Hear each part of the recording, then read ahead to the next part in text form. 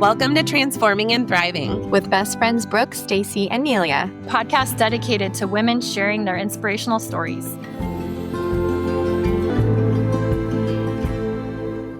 Hey there, everyone. Welcome back to another episode. I'm Brooke. And I'm Stacie. Today, we are sitting down with Nicole Sheard, a principal at a charter school in the Los Angeles Unified School District. She is a woman who faced the unthinkable when the Palisades Fire swept through the Los Angeles area, taking with it the home and the community where she had planted roots for over 5 decades. Her story today will explore the heartbreaking reality of losing a home filled with 54 years of memories and the incredible grit it takes to find your footing and rebuild your life from the ground up. Nicole is a mother, a partner, as I mentioned, a school principal, and a lover of animals, but above all, she is a survivor. Nicole, we are so incredibly honored to have you here. Your resilience is something we really can learn from, and we're just happy to have you here. How are you doing today? I am doing okay. Thank you for having me. I'm excited about this opportunity to share my story and hopefully help some others who experience similar traumas. Yeah, absolutely. So, Stacie mentioned your story is one that is really an unthinkable moment that you went through. Do you mind sharing a little bit more about that experience? Sure. So I have lived in the Pacific Palisades, my entire life. Pretty much. I mean, I was gone a few years when I was married, but it's the house. I grew up in the house that my parents purchased in 1968. And then after losing them about 7 years ago, I moved back there. And it was just a regular Tuesday. I was actually had stepped out of work to go to a physical therapy appointment. And during my appointment, I kept hearing some of the therapists talking about a fire, Hollywood fire. And as I'm leaving, the whole office was glass windows. And I saw the fire that they were talking about, but they kept referring to Hollywood. And I was like, that's not Hollywood. Those are the hills that my house is in. So I quickly got back to school. The fire was just a few miles away from my school, and had to evacuate my students before I could go check on my own house. So quickly got 400 students out and then shot up to my house where my son was still on winter break. We had only been back from winter break for 2 days at my school. And my son said to me, "What should I bring?" And I said, being in the Palisades and in the hills, I've been evacuated many times. We've had evacuation warnings many times. I said, "Oh, just grab a toothbrush and some pajamas. We'll be back tomorrow." So, we were kind of hanging out at the house, just waiting to see what, we were going to get a formal evacuation warning. And we just walked up the street a little bit and saw the flames just on the hillside across from us. So we decided at that point to evacuate. And my partner and one of my dogs was up at our home in Big Bear. So it was my son, our other dog, myself, and we hopped in the car. Didn't really take much. I did walk from room to room thinking, what would I take from here? What would I take from here?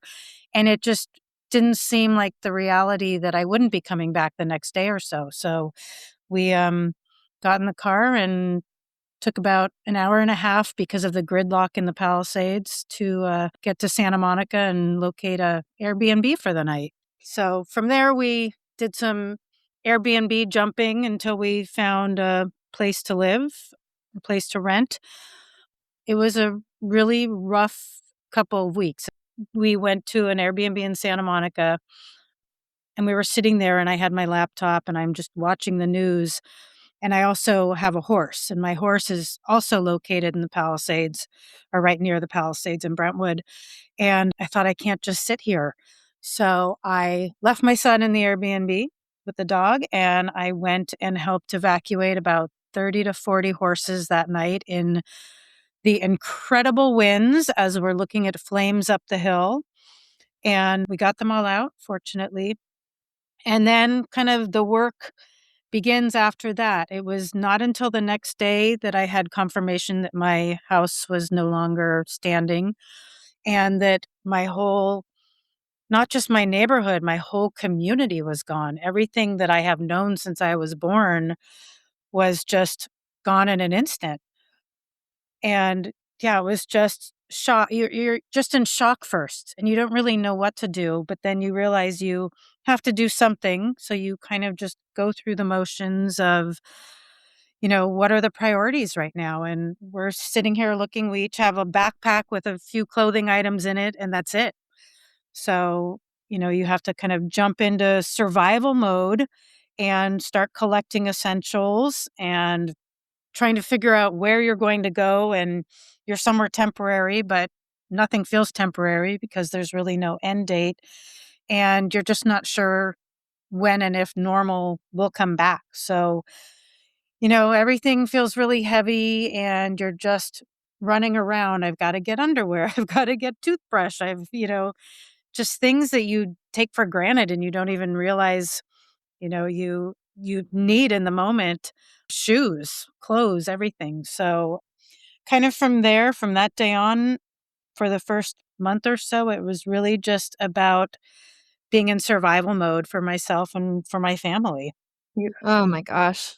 I can't even I can't even imagine, and it hits close to home for me. I live in a very high fire risk area, and as I've shared with you, Nicole, I have some people that are very close and near and dear to me in my life that also lost their homes and schools in the same fire. I can't even imagine 54 years of memories, a lifetime of roots. It's just absolutely staggering to imagine that level of loss. As you're starting to share, the weeks and the months that progressed after this, when that initial adrenaline wore off of being in survival mode and having to just get the basic necessities and figure out where you're going to live, and the reality of rebuilding not only your home but your community set in, I'm wondering what the initial stages of that rebuilding and healing looked like for you. Well, I think at first, like I said, it was just shock. You hear, fires happen to other people, trauma happens to other people, natural disasters, but now you realize like I am the other people and I am the one going through this. And I think after the shock wears off, it's just, it's like almost the stages of grief is kind of how I felt. I felt really angry at first. I was mad. Why it's not, I realized that it wasn't just my house that was taken, it was my community. Sorry if I get emotional here. My community, my sense of safety, everything that I had known. And I realized that Pacific Palisades was really my identity. Everybody in that town, you would walk around, everybody knew each other. You couldn't go to the grocery store without seeing somebody. So I felt like I really lost my whole sense of safety, and that I was just displaced and I didn't really know where I belonged. And then once I worked through the essentials of, okay, here we have somewhere to live, my school's back on track. I feel like that's when I really fell into more of the grief of really it's sinking in that everything that I knew, not everything, but that just so much was gone. And you spend months. I still to this day go, "Oh, I need that red pen. Oh, shoot, I don't have that red pen anymore." So it's like every day you're reminded of things you don't have anymore. But, there's also moments of clarity in there too. So I think it's like I said, the stages of grief where I was angry and then I got really sad. But through all those emotions, you still have to move forward. I have my family to move forward with, my horse, my my school. And it's still to this day, and we're almost 14 months later, I still feel this numbness. I feel that I'm not truly, I don't know, I'm not truly present because there's this looming grief that just takes over your body. And people tell you like, "Oh, at least you're safe and you're strong." And everybody means well, but being strong, doesn't mean that you're not broken inside. So, a lot of times I just feel like, okay, I'm moving forward. Everyone sees my success as a principal and as a mom and all that, but I still feel somewhat broken inside, even over a year later. So, Gosh, yeah, what you described of this going through the stages of grief, that makes so much sense. You went through such a trauma and you're a school principal, a mom, and, you really during that time were being the rock for others. You mentioned that you went and took care of the horses and really just sprung into action and checked on the school before you checked on your home, and I imagine then, like, coming down from that, like, you were processing things and, it wasn't that long ago, so it makes sense that you're still in it. Thank You you for never sharing. know. Yeah, sure. You just never know when those emotions are going to come up and when you'll be triggered because I can, be at work or be in my car or out somewhere at a store and you see something that triggers and you'll just, I'll just start crying in the middle of wherever I am when I have those moments. Yeah, I can only imagine. If it's alright with you, can you take us back to that day that you went back to the site where your home once was? What was that like for you? What feelings and experiences did you go through? Yeah, sure. About 2 to 3 weeks after the fire, we received the information that we were able to return to the Palisades. My stomach just twisted with hesitation, but I knew that we had to face, what had happened.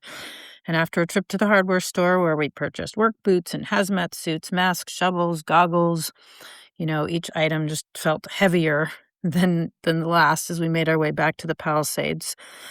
We began with the agonizing hour-long wait on Pacific Coast Highway, inching our way towards a parking lot where we had to check in and receive a pass. Then we were shuffled to another station where we were given a bucket full of supplies. And it was another hour of sitting on PCH before we could actually enter the Palisades. The drive is one that remains etched in my memory forever, a surreal blend of numbness and despair. And I just remember tears streaming down my face as I took in the sight of my town, which was reduced to just black and gray rubble, completely flat.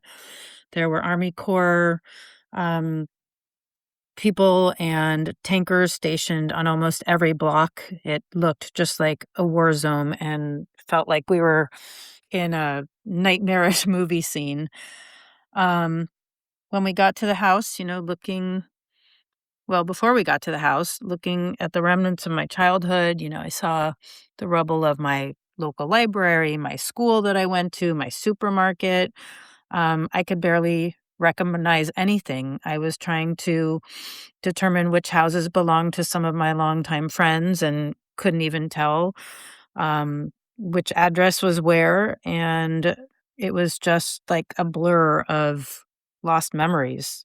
And when we finally reached a place where our home stood, the weight of that was just unbearable. I think that's when my tears turned into cries, and it was just surreal.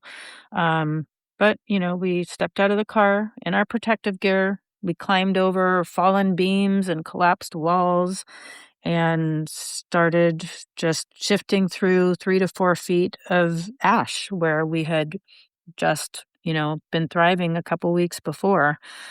Um, we found some fragments, of our past, a tile from the shower, a burnt up television, a charred dog bowl, but not much more. We just kept shoveling through and just were in shock and disbelief. And it's hard to fathom how everything that you've known and everything that you've built would just be gone like that. Um, my house was up on a hill that overlooked the Palisades, and you could see all the buildings, and now it just offered a endless view of blackness which stretched all the way to the ocean. It was unbelievable. Um, Weeks later, I returned with my son and had to, be witness to him facing the same devastation and searching through the rubble and crying and desperately hoping to find something, anything that would remind him of his childhood. Um, but in the end, he walked away with just a burnt pocket knife that he had found. Um, but those days stand very heavy as reminders of the fire. Just a heartbreak nobody should ever have to endure. watching everything you've known and loved. I was there, like I said, for 53 years. Vanish in an instant is, I think, a wound that time may never heal. We'll move forward, we'll rebuild, we'll be stronger, but that pain will always live within us. The image of standing in the ashes of your childhood home, looking for anything left behind is just heartbreaking. I really appreciate your honesty and how this isn't something that you simply just get past, right? You mentioned, but rather something you have to learn to live through every day. I'm curious, and I'm sure it would be helpful for our listeners to hear. Are there resources that you tap into or things that help you to move through that? Yeah, I think in the first few weeks, the generosity of not just people, but organizations was overwhelming. I'm not good at asking for help. I'm not good at taking things from people. So when someone says, "Oh, I'm going to bring you a bag of clothes," like that was actually really hard for me to accept. So many stores opened their doors and just handed you a bag when you walked in and said, fill it with everything you need. And I would go to these donation places and I would cry just being overwhelmed watching the volunteers and all these people coming together to help those of us who lost everything, still not even really connecting that I lost everything. So I think, really counting on people and being, putting aside my pride and being okay taking things from people and accepting donations and even accepting money and essentials. You have people buying you your bras and underwear, which is just kind of humiliating, but you're like, oh, I need it.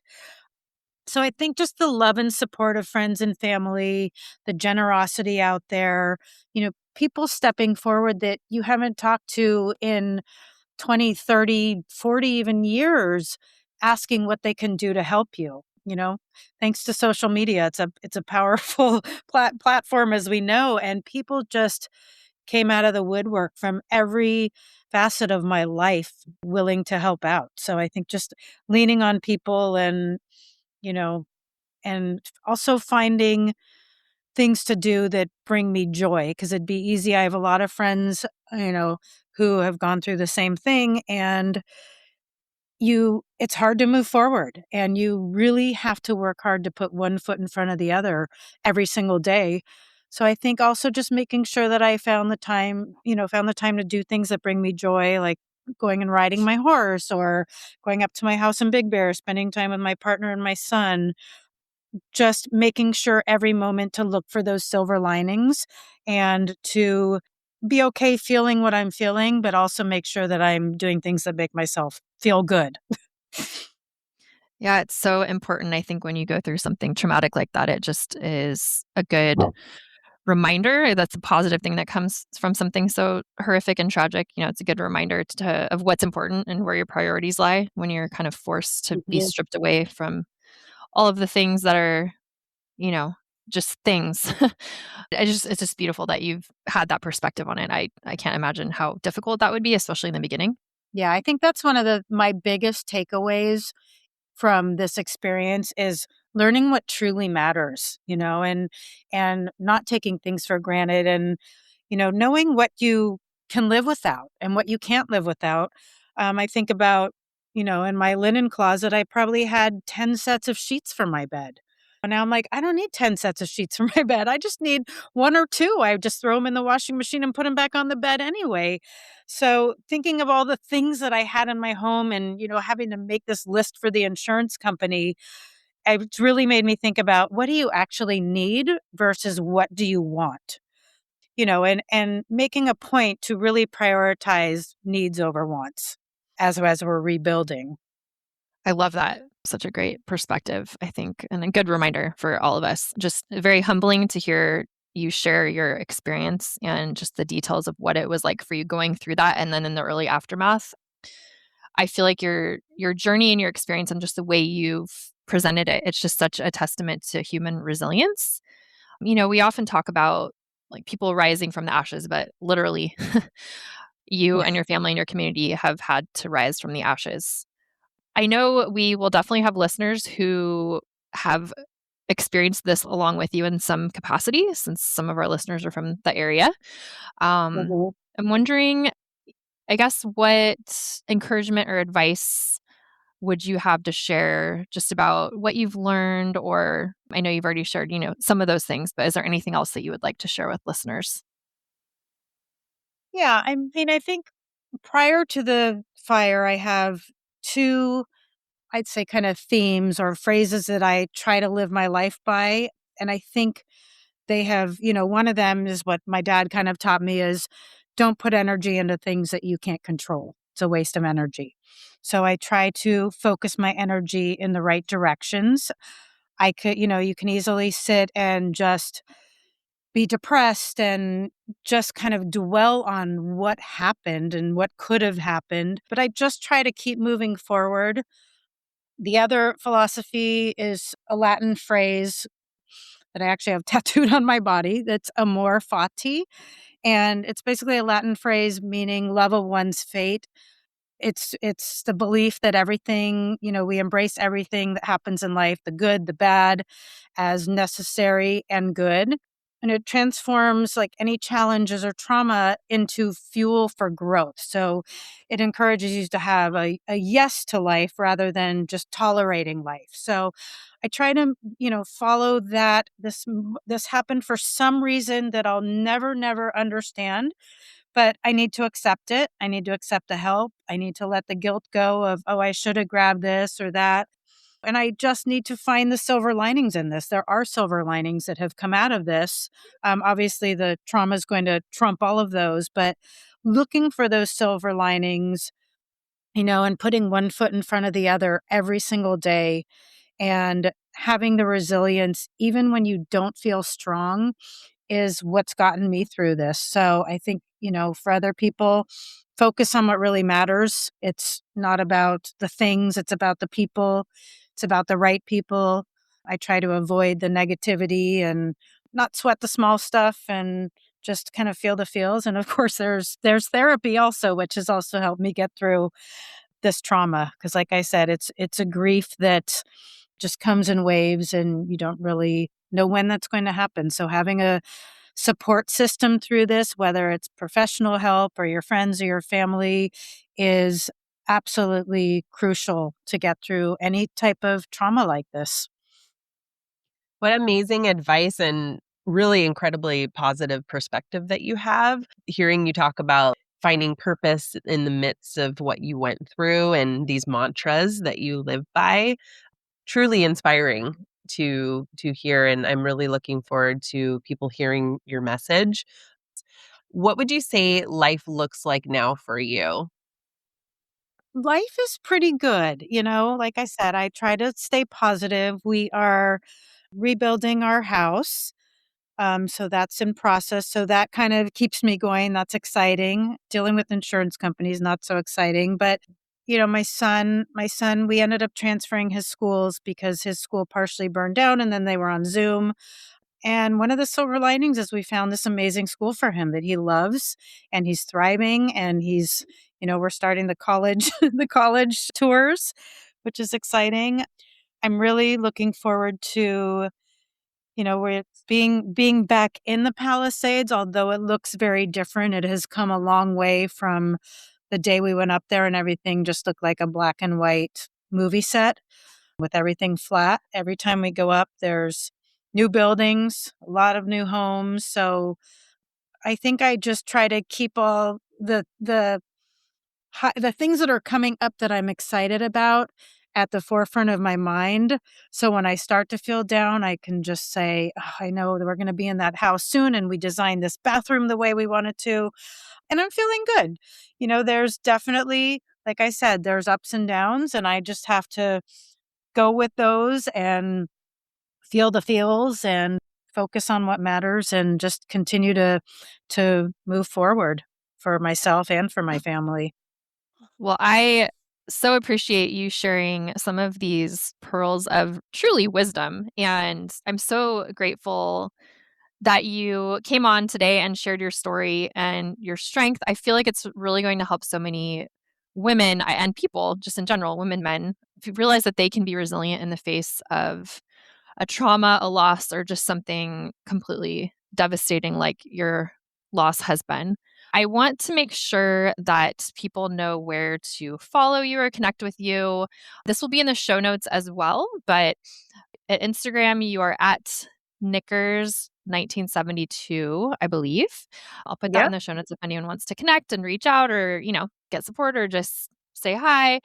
And I also was thinking about how in many different situations or traumas or catastrophes or losses, there's a lot of support in the beginning and then it kind of fades away and people forget or something else comes up. And I know in the beginning there were a lot of efforts. There were different organizations that were helping and donating and volunteering. And I'm wondering if you know of any organizations or anywhere that if someone's still wanting to help and volunteer or donate or support just the rebuilding efforts that are still going on, if there's anywhere you know of that still needs support.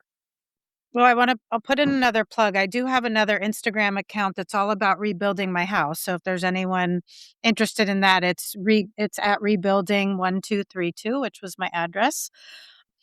You're right. In the beginning, like it was overwhelming the amount of support and people coming forward. And I think as far as donations, essentials, things like that, that definitely has quieted down. Not to say there's not people out there who still need support in those areas, but truly the support now that I find that I'm reaching out to is more having to do with the logistics of rebuilding, dealing with the city.